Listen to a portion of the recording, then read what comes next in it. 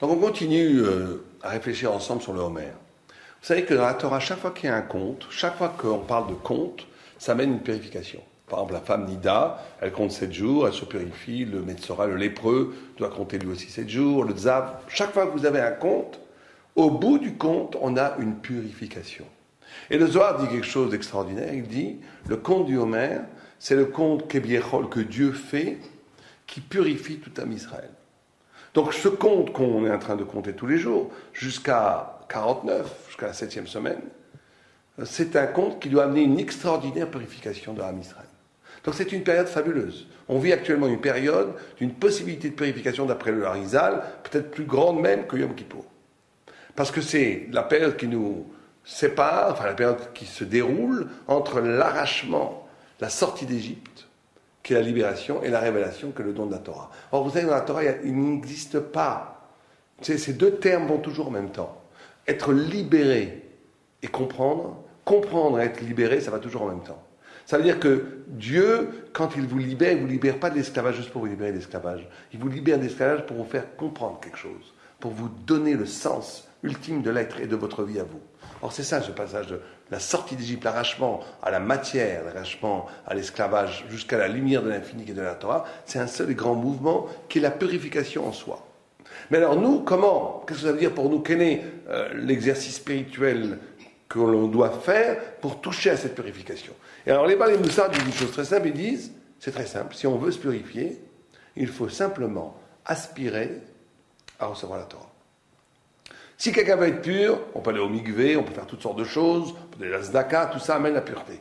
Mais la vraie pureté de l'homme n'arrive que quand il a le désir de comprendre, de recevoir la parole de Dieu, la Torah. Si quelqu'un veut devenir pur, il faut qu'il engage les forces de son être dans la tentative de conquérir le sens de la Torah, c'est-à-dire l'étude de la Torah. Et quand on est dans ce désir d'infini, dans ce désir de comprendre la parole de Dieu, c'est ce désir-là qui neutralise, qui détruit tout le triomphe de la finitude, de la petitesse et de la matière. Il n'y a pas d'autre façon d'être. Quelqu'un qui voudrait être pur par des exercices extérieurs, aller au mikvé, aller sur les tombes des tzadikim, tout ça c'est très bien, mais ça n'amènera pas une pureté intérieure, ça n'amènera qu'une pureté extérieure. La pureté intérieure ne peut être donnée que par le désir de rejoindre cette parole de Dieu, et ça passe par le compte. Chaque jour que je compte, compter le Homer, c'est compter les jours qui me rapprochent du don de la Torah. Alors, ce compte est purificateur, il est un dépassement de la nature, c'est pour ça qu'on compte, on dit 50 jours, 7 souffles de la nature, on le dit très souvent, 7 fois 7, 49, c'est la nature à son maximum, la nature au carré, et le dépassement de cette nature au carré amène au chiffre 50, Yudmen Mi, qui est la 50e porte, qui est la révélation divine dans son absolu, qui est la Torah. Or, Mi, et là on va parler d'un concept extraordinaire dans le Sfirat HaOmer, qui est la différence entre le Mi et le Ma. Le Gaon de Vilna dit Mi c'est qui, Ma c'est quoi. Le Gaon de Vilna dit Elohim, c'est un anagramme de Mi et de Elé. Il y a un passage qui dit Mi bara Elé. Lève tes yeux au ciel, regarde le monde et demande-toi la question Mi bara Elé. Qui a créé tout ça? Mi bara Elé. Or, Elohim, qui est le nom de Dieu, c'est un anagramme, c'est les lettres de Mi et de Elé.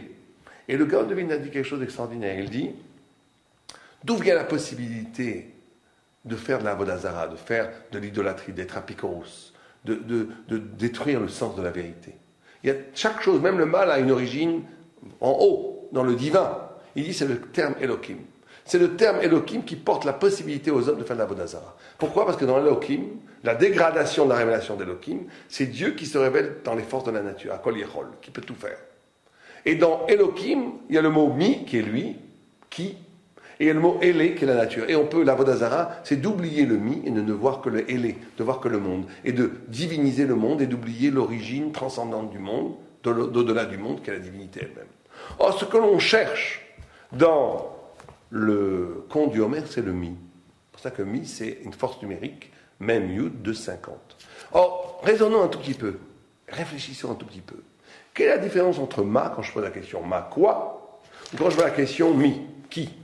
Quand je dis Ma Sha'a, quelle heure est-il? Je ne connais absolument pas la réponse. Je ne sais pas. Je dis quelle heure est-il? Mais quand je dis qui est-ce? J'ai déjà une préscience. Quand je demande à quelqu'un qui est-ce, qui, c'est que je sais déjà qu'il y a quelque chose ici, simplement je ne connais pas l'identité de cette personne. Eh bien, le rapport à Dieu, c'est dans le mi et pas dans le ma. Ça veut dire quoi? Ça veut dire que le rapport à Dieu, le conte qui purifie, c'est un lien avec Dieu qui est un rapport qui passe par le mi. Alors, on va essayer d'expliquer ce que ça veut dire le mi. Le mi, ça veut dire que c'est une interrogation qui passe par la certitude d'une présence. C'est certain que Dieu est là, qu'il m'a créé, qu'il a créé le monde, mais je ne connais pas ce Dieu. Et c'est ce désir de connaître ce Dieu qui est là, qui est absolument présent. C'est pas comme le ma. C'est pas que je me demande est-ce que Dieu existe. Quelqu'un qui sera encore au niveau de se demander est-ce que Dieu existe ou pas, il n'est pas dans le mi, il est dans le ma. C'est aussi un niveau. Mais le niveau haut, le niveau qui est entretenu pendant le conte du Homère, c'est la question de savoir, je sais que Dieu est là. Je sais que Dieu m'a créé. Je sais que Dieu attend quelque chose de moi. Je sais qu'il y a un sens à ma vie. Je sais qu'il y a un sens à toute chose. Mais je n'en connais pas la nature. Et c'est le désir de comprendre la volonté de Dieu qui est lui-même la plus grande purificatrice, la plus grande purification qui puisse exister. Or, il se passe un événement tout à fait extraordinaire dans le conte du Homère, c'est qu'on ne compte jamais le 50. On compte jusqu'à 49, mais le 50, on ne compte pas. On arrive, le 50, c'est le don de la Torah, c'est la Torah elle-même. Ça veut dire qu'on doit, jour et nuit, tout le temps, aspirer à comprendre le sens, l'énigme de la vie et de l'intervention divine, mais on n'arrive jamais véritablement au point où la réponse est totale. On ne connaîtra jamais l'identité de Dieu. Même Moshe Rabbeinu, il a voulu voir le visage de Dieu, l'absolu de Dieu, il a dit non, tu ne peux pas me voir dans ma présence, tu peux me voir dans mon retrait. Ça veut dire, et là c'est ça qui est un des secrets peut-être les plus extraordinaires du Homère, c'est que Homère a pour Gamatria 310, comme le Yesh, Yudshin, qui est l'être lui-même. C'est-à-dire que le Homère révèle le sens de l'être lui-même. Mais le sens de l'être lui-même est tellement haut qu'il est toujours à la lisière. On ne peut jamais arriver positivement à comprendre le sens. Le sens absolu des choses, on ne le comprend que quand elles se retirent.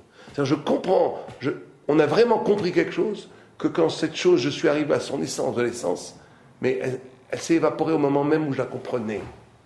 Parce que c'est au-delà de l'être, c'est au-delà du monde, c'est au-delà de l'intelligence. Le vrai Chacham, et c'est ça la notion de Chokhmah, on dit le Zohar dit que celui qui compte le Homère, ça lui amène de l'intelligence. On avait expliqué la semaine dernière que c'est la notion de l'intelligence, le date qui unifie toutes les découdotes, tous les points décousus qui se présentent dans la vie, c'est d'unifier le sens de la vie. Mais ici, ça va plus loin.